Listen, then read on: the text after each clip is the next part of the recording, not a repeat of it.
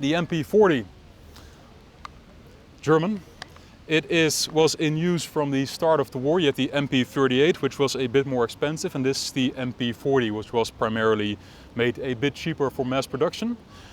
Compared to the Americans with their concentrated company level deployment of submachine guns, the Germans from the start assigned these to the squad leaders. And then in the course of the war they typically added a second one of these to their squads as well to give them more automatic firepower. So more of a dispersed use.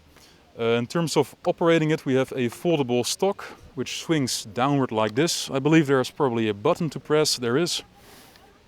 There it goes. The button is right over here. You depress that one, stock clicks into place. Of course, for your shoulder you want this one. There it goes, clicks into place. Now you can fire it from the shoulder. Fairly standard layout for a submachine gun. It is quite big for what it does. There is a very long spring in here, and that's one of the defining features, is its almost non-existent recoil. It shoots a soft 9mm cartridge, which doesn't have much recoil to start with. Then you put it in a big frame like this with a long recoil spring, which means that you can pretty much hold the trigger down for the entire 32 round magazine without the sight moving too much. Speaking of sights, let me show you.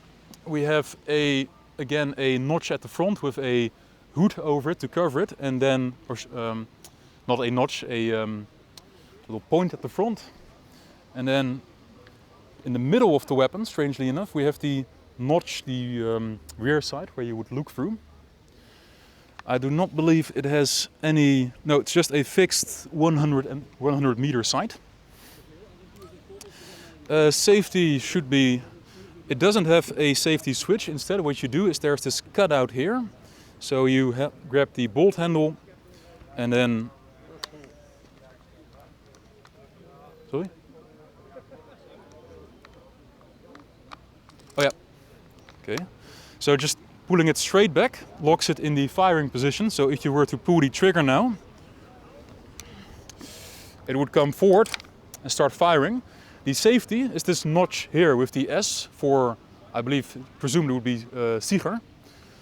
So pull it back and then upward and it clicks into place here. And now it cannot slam forward on its own, because if it would, if you were for some reason to have the trigger depressed, maybe it's stuck on a piece of webbing, and then for some reason this thing comes down, it would now go forward and start firing, not what you want. So it's a bit of a simplistic safety mechanism, but in most cases it would get the job done. The magazine located here, again a magazine release to be operated by your left thumb, all fairly ergonomic. Press it in, magazine comes out, you would have pouches where you carry them. Push it in, clicks into place on its own, and then of course you remove the bolt handle from the safety notch, let it ride forward till it rests about halfway, which means it is resting on the trigger, so to say. So if you were to press the trigger now, there it goes, and it would peel the first cartridge from the magazine. It only does fully automatic fire, no fancy single shot like on the Thompson, but it is a short range submachine gun, so fully auto is about all you want it to do.